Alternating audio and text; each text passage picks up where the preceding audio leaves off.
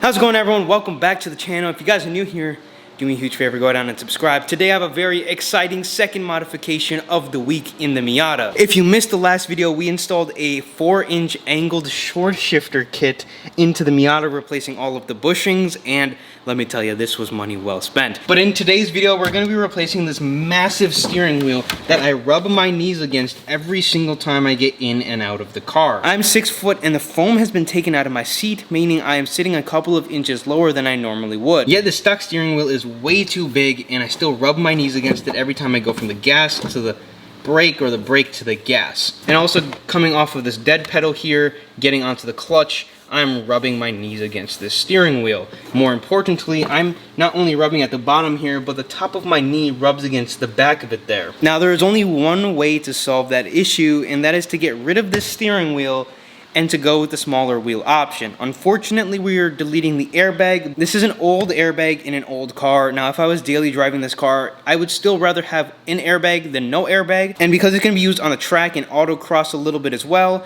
I'm going to go ahead and delete the airbag out of this car. There are a couple of methods in order to keep the airbag. One of them is to just keep the stock one. The other one is to go to an NB steering wheel, which also is a little bit too big for my liking.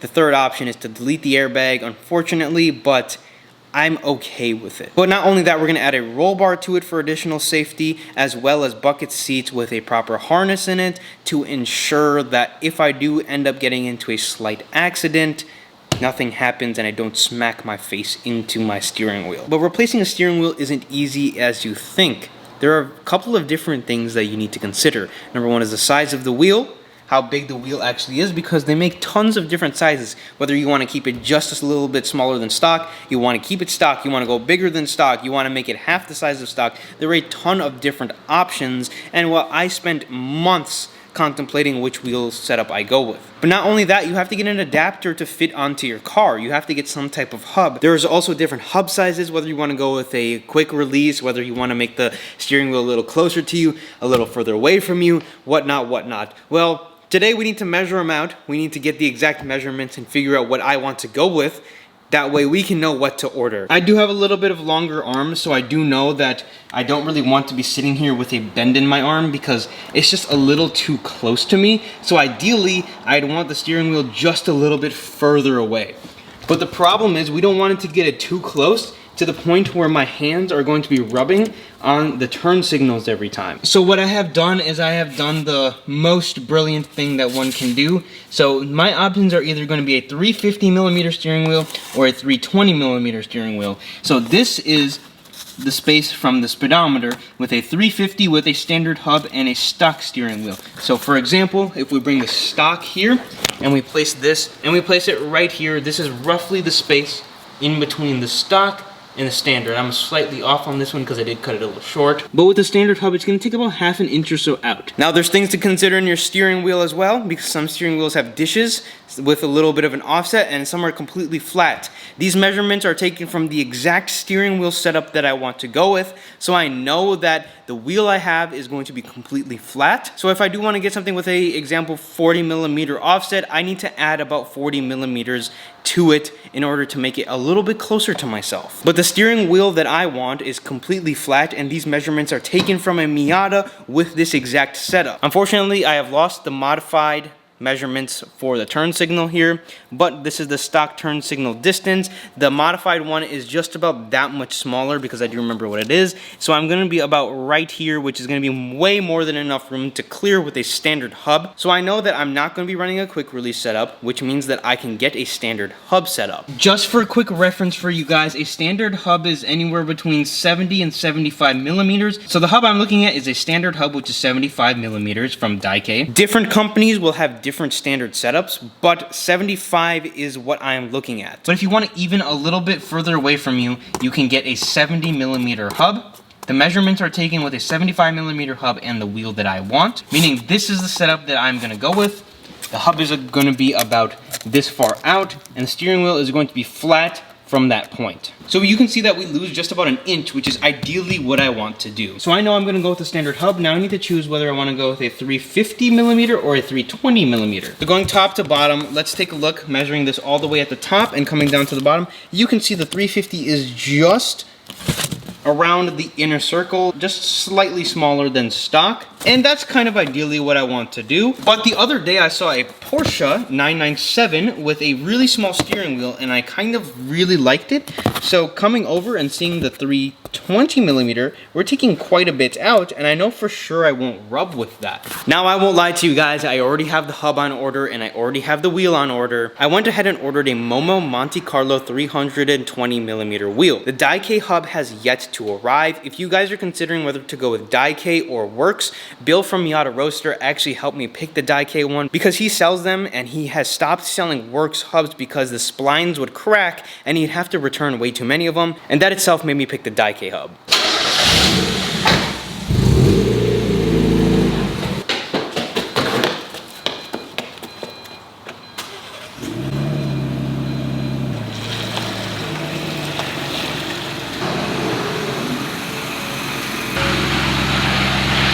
Had to quickly move the Bronco in because it just started raining all of a sudden. But let's fast forward to a couple of days from now when my Daikei hub actually comes. A couple days later and my hub has arrived from Japan. I just spent the morning, afternoon detailing the interior. I made a video on that if you guys want to check it out. It came out pretty good. It's not a final detail, but something just to clean it up a little bit. Now that I showed you kind of the best solution to...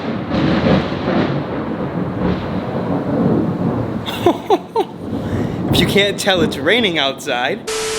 Back to what I was saying, that's the best solution if you can't use someone else's setup to figure out what you want. If you want to figure out what you want, measure it out yourself and kind of guess an approximate and then go from there. So first off, let's look at the hub. I'm pretty sure we have Japanese instructions, which isn't going to help us whatsoever. The reason I also like the Daikei kit is because it comes with all the retainers and everything you need to not have any dash lights, but also to have everything work properly. Why is this so hard to open?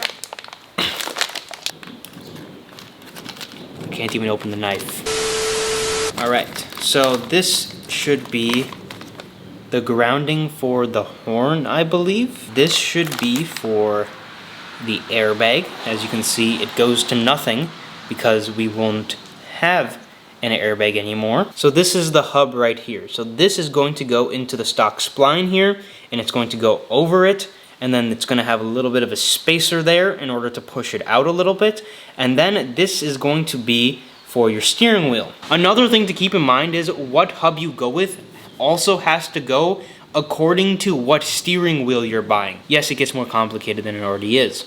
So this hub should work with all Momo, Sparco, and I believe Nardi wheels, perhaps not Nardi. But this is going to work with Sparco and Momo for sure. For like NRG, you're gonna have to get an NRG hub or an NRG bolt pattern. As you can see, there's a ton of different bolt patterns on here. We're not gonna be using all of those. We're only gonna be using the 5 that go into the Momo wheel. Opening this up, we have the horn retainer and the grounding for the horn, I believe. This is going to ensure that we can still have a horn.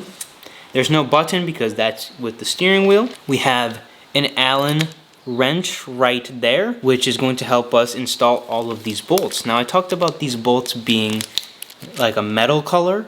Unfortunately, they're not a metal color and they're black, but not the end of the world. The reason I would have liked them a metal color is because it would have blended in with my interior, but you win some and you lose some. Now for the part you guys have all been looking for. Here we are. So there's another horn retainer there, Momo horn button, and this one is red. Usually there's a bright yellow thing that says Momo right here, but this is a Monte Carlo red stitching wheel with Alcantara on the sides. It's a little bit of a suede-like material, and then you can see it has the red stitching there, and it does say Momo on it, but it's super, super low key. And that's what I love about it. My car has no yellow on it anywhere, and I didn't really feel like having a bright yellow Momo logo on my steering wheel. You can see that the Momo wheel has 0 offset. Some wheels will sit a little bit further back. The Monte Carlo wheel just comes with 0 offset. Some have a little bit more, some have a little bit less. That just means it'll be further or closer to you. Now step 1 is going to be disconnecting the battery so that airbag doesn't blow up in our faces. Come here, turn the key, open this, and the battery lives right here in the Miata. 10 millimeter that just goes there. And then we gotta get all the way back there and disconnect the negative. Now you want to give the car about 10 minutes for everything to kind of drain out of the system. There's going to be 4 bolts on the back of the wheel on each corner here that we need to take off, and then the airbag slides out. Coming in on the back side, you can see one there and the other one on the other side, and the other 2 are just going to be above it there. So it's been about 15 minutes. Now we take our 10mm and take out all 4 of the screws holding the airbag in. Ensure not to sit in front of it just in case it does go off. Got 1 out. Now we can go to the next one. Number 3, and just like that, we got number 4. Now that all the bolts are out, you can simply just take the airbag out, and it actually looks like this is already disconnected. Usually this would be connected in your car, but it looks like someone has done an aftermarket solution, just like I'm about to do before I own the car. And that's probably the reason why my airbag light has been going off. What I'm going to do right now is set this airbag to the side. Now what we're gonna do is take a 21, put it here, and we're just gonna loosen it a little bit. You don't want to take it out all the way because you want to be able to play with this and get this loose, because it's probably going to be nice and crusty for sitting there for 30 years. Another thing is you want to make sure the steering wheel stays straight, and just like that, we got the bolt out. And once it's got a little further out, what you want to do is give the steering wheel a couple of hits, and now the steering wheel is free. Otherwise, if you took the bolt out, most likely this is still jammed to the car, and you're gonna end up hitting yourself in the face. So we have a little bit of a problem. I see why it wasn't reconnected. It's because this has been cut from here, meaning that I'm going to have to replace this piece right here for the clips for the airbag and the horn. That's something I'm gonna have to do later, because I'm gonna have to order it, figure out what I need, figure out how I'm going to replace it and all of those different things, which means I won't be able to use all the pieces from my die kit today, but I will be able to use them in the future. But I'm gonna have to do a little bit of fixing the car because the previous owner was an idiot. And I mean, the previous owner was actually an idiot, because this is like the 3rd or 4th time now that we've tried to re-engineer their work because they decided to cheap out on something or not replace something or simply just ruin the car in some type of way. So if you're following along at home and you do have your wires that aren't cut, this part goes into the airbag, and then this piece goes into your horn, so you can use your horn, and then you would have to mount your retainer to the outside of this, I believe, but we're not going to be doing any of that because I simply can't. Looking at the hub, this is going to be the top, and that is going to be on the bottom. So you're going to get this as straight as you possibly can get it on. It does take a little force to get it in. Now you're going to take your 24mm bolt and put it back onto here, and I'm just going to tighten it down with my breaker bar, and we're going to get a torque wrench in just a second. Am I being overcautious with the gloves? Perhaps. So I just threw some gloves on because my hands are going to get dirty anyways, but just put this bolts in. Now that the steering wheel is on, we need to tighten this to 38 foot-pounds, because if we don't have the steering wheel, the hub would spin, so you need to ensure that you have something to hold on to. And there we go, it's torqued down. Now that everything looks good, we can put all the rest of them in and tighten it all the way down and put the horn button on. So I forgot one major thing, and that'd be the horn retainer clip. I figured that out when I went to put this in, and the horn literally just sank in, the button sank in, so I need to put that retainer in, so I need to take all of this off. The retainer is sitting here, and then the wheel sits on top like so. Boom, and just like that, it is finished. Let's put this all back together and go out for a little drive and test it out. There is the final result. Now, if you're wondering why I went with this material and you haven't watched my video where I installed the door cards, it matches in with the door cards really nicely. The red accents on the door cards as well. It is a little small, and I think it'll take some time to get used to it. So the wheel is a little small.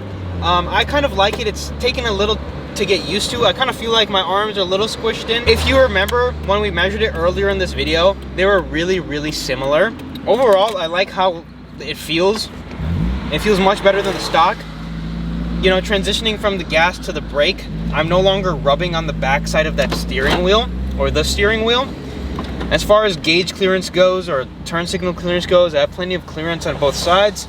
The only thing that kind of bothers me a little bit with the wheel is I can't see the full gauges on the corner here unless I turn my head a little bit. Honestly, first impressions, it is small, and I'm slowly starting to get used to it. I just wanted to take it out on a quick drive, but the steering wheel feels really good in my hands, and not rubbing anymore definitely is a big benefit.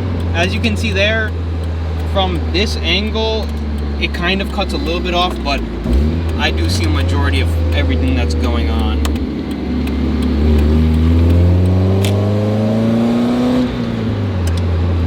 Paired with this short throw, the steering wheel is definitely money well spent. But that is all I have for this video. If you guys did enjoy, please do me a huge favor, leave a like, subscribe to the channel. I've been wanting to install an aftermarket steering wheel for the second I bought the car. This was my first time doing it, so I took a little bit of time. We'll be fixing the airbag light and the horn in a little bit, but for now, I'm happy that the steering wheel is in and I can drive the car and not rub my knees all the time. Other than that, that's all I have, so I'll see you guys in the next video.